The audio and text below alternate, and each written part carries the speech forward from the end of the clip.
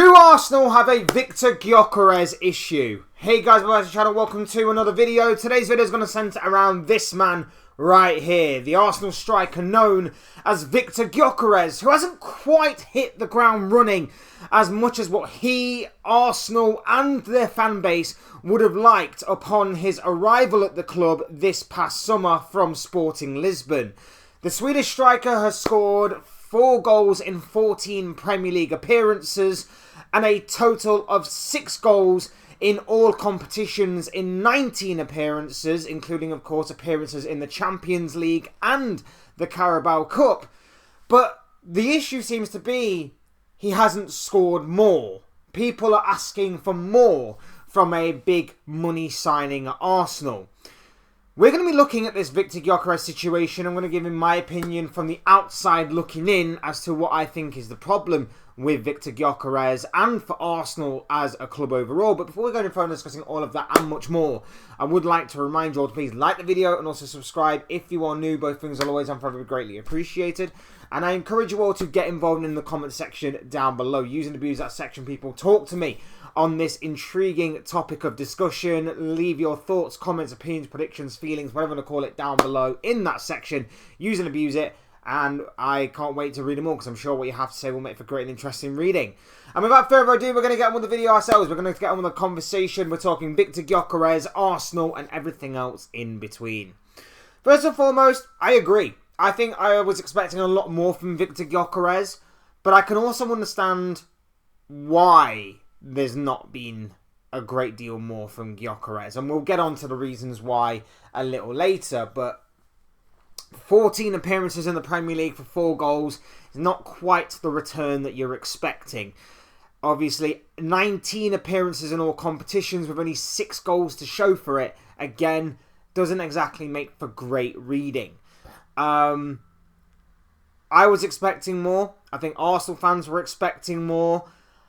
But again, I can't help but feel like if we dig a little deeper, we can potentially find a bit of a cause for why Gyokeres hasn't been like a greyhound out of a trap towards life back in the Premier League for him.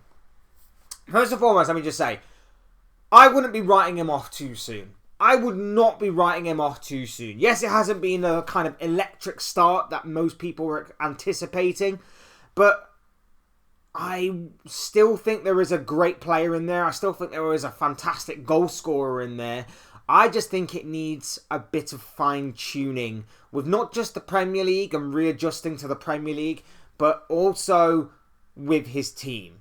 Obviously, Viktor Gyokeres has had very limited experience in the Premier League before, but he's been away for years. He's been away with other clubs. He's been in the Championship. He's been in the Portuguese League. So it might take a little bit of time for him to readjust to life back in England's top-tier division. That and the fact that obviously he's not going to have it all his own way. With all due respect to the Premier League and the Portuguese League, the Premier League is a lot more competitive, a lot more intense than what the Portuguese League is. Obviously a lot more physically demanding. You're not going to get as much space maybe in the Premier League as you would in the Portuguese League. Even if you are playing for one of the top teams in Portugal, there are certain differences to both of them leagues that I think, again, Gyokeres is just adjusting to. And I don't mean any disrespect to the Portuguese League when I say any of that. But what I am looking at mainly is not just the league he's having to readapt to. It's the squad. You can blame Arteta, and I'm sure a lot of Arsenal fans that are Arteta out are still doing that.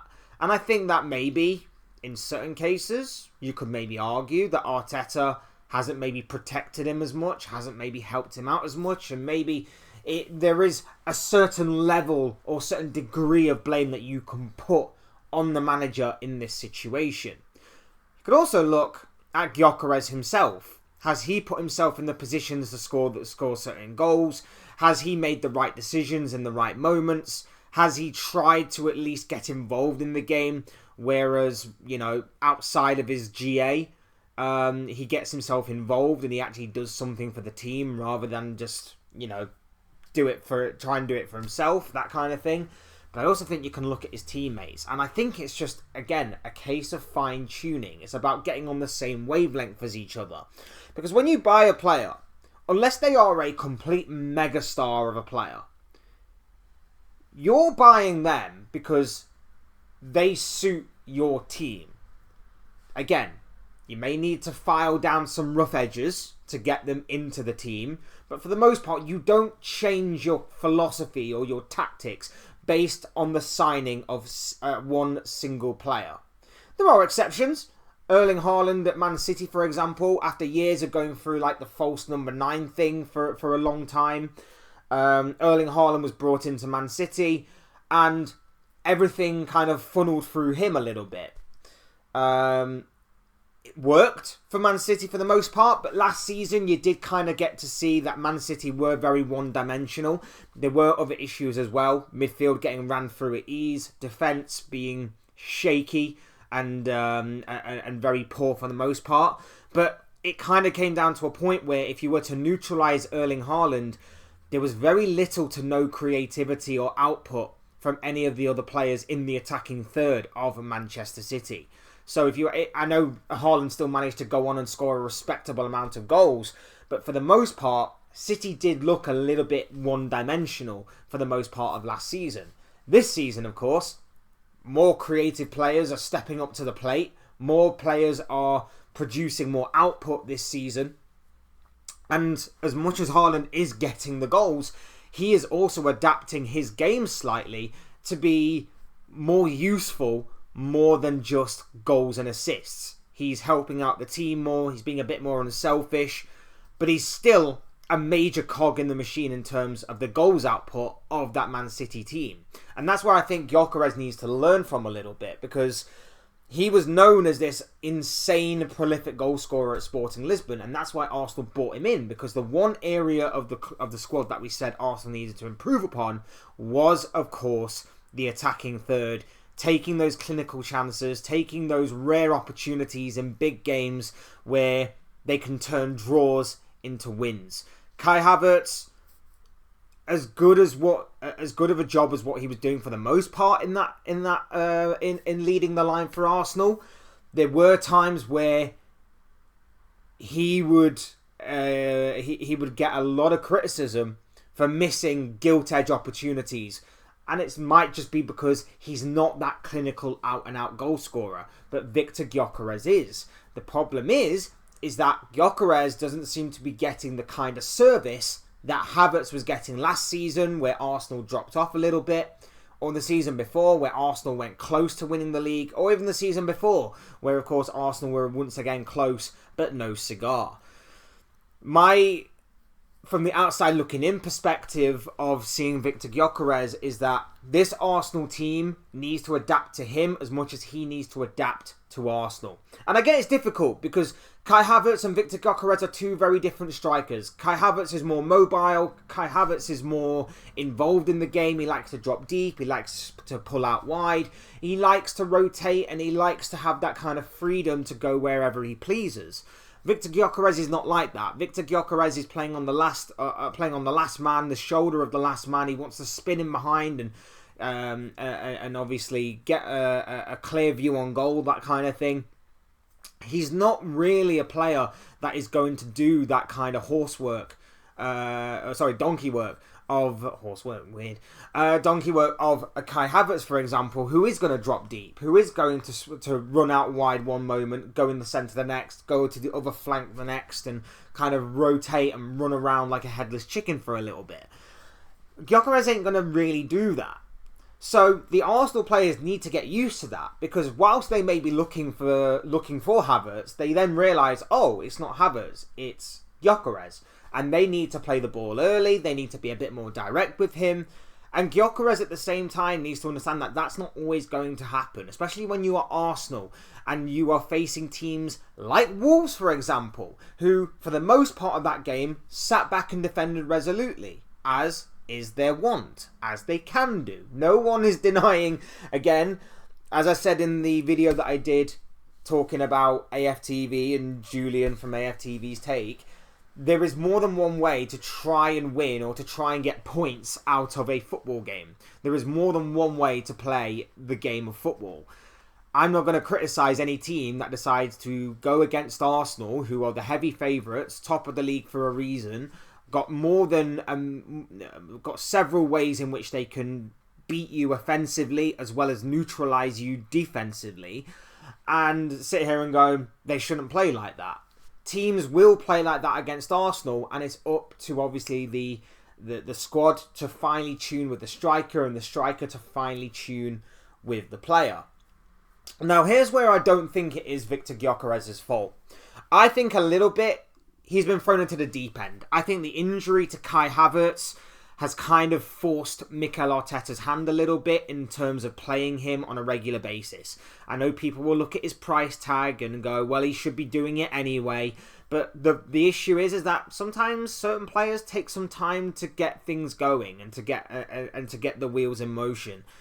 And Viktor Gyokeres might just be one of those players. He might just be one of those players that may take a little time, but once he starts warming up, and then eventually he will go into scintillating, scalding hot form, that could obviously be the case. That could be the case. I think the plan was for Havertz to start the season as the main striker, and then by this time, Gyokeres would have been bled in little by little. He may have started some Champions League games. He would have come on in certain games around about 50 to 60, 70 odd minutes here and there for Kai Havertz, or maybe they would have gone two up top, or maybe Havertz would have dropped a little deeper into midfield, one of the two. Something along those lines, and Gyokeres would have been slowly bled into not just the Premier League, but the squad overall like that. And eventually he would have picked up some confidence, he would have picked up some form, and maybe you would be seeing a better version of Viktor Gyokeres than what we are seeing right now. So I don't think it's all his fault. I think that he could help himself a little bit more, get used to his teammates a little bit more, because one of the things that Thierry Henry said about Erling Haaland was he needs to understand his teammates a bit more. Thierry Henry said that certain players can do certain things.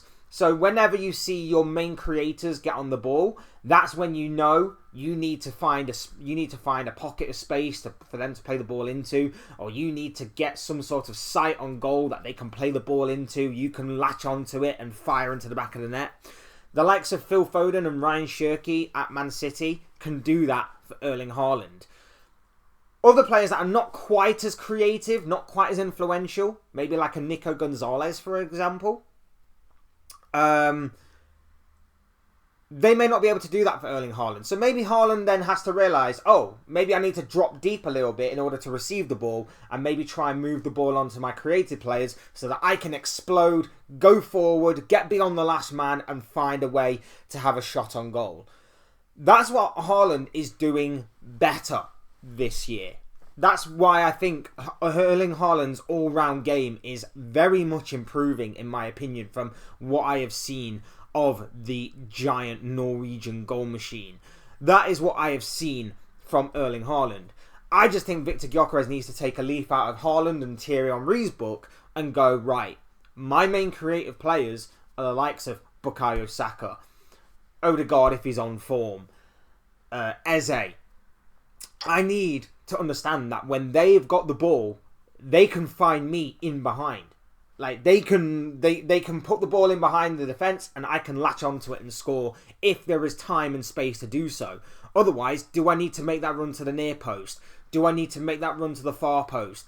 Needs to be a bit more intelligent and understand his teammates better. Because when people like Declan Rice have the ball, for example, or Mikel Merino or Zubamendi, they may have a creative pass within them, but they tend to take less risks than what those kinds of players do. So in those situations where the less influential players have the ball, maybe he does need to drop deep a little bit. Maybe he does need to create space for someone else and pull out wide a little bit. Something along them lines. I just think it is about getting on the same wavelength as his teammates. I think it is about understanding what his teammates can and can't do. I fully back Viktor Gyokeres, even as a Liverpool fan. Obviously, I hope he does flop because, you know, it's Arsenal and they are somewhat a bit of a rival right now. So I hope that overall he does flop. But if I am to be completely honest, as neutral and as fair as I can when I talk about rival teams, for me, don't cast your judgment on Viktor Gyokeres just yet. He deserves time. The same way that I'm encouraging everybody to give time to my own players. In the same breath as like Florian Wirtz or Alexander Isak. I'm encouraging people to just give them time. There are underlying reasons why they aren't flourishing right now. But I just think with some fine tweaking, some fine tuning, a bit of an injection of confidence in them, things can turn around. And I'm sure that it will for this Swedish goal machine. Those are your thoughts, comments, opinions, predictions, feelings, whatever you call it, of this guy. I want to know what you guys are thinking and feeling, though. Let me know in the comments section what your thoughts are on this intriguing topic of discussion involving Viktor Gyokeres at Arsenal. Is he proving to be a flop? Do you think there's no way back for him? Or do you think that there is still time that is to be needed before we see the best of Viktor Gyokeres? Let me know in the comment section down below. Otherwise, hit the like button on the way up if you enjoy the video. Subscribe if you are new or want to see more content like this. Both things will always and forever be greatly appreciated. And as always, thank you all so much for watching and listening. I've been Fletch. This has been another Fletch Talks video. And I will see you speak to you all again soon in another video or live stream or whatever it may be. Cheers, guys. Thanks everyone for watching. Take care of yourselves. Enjoy the rest of your day. Speak to you all again very, very soon.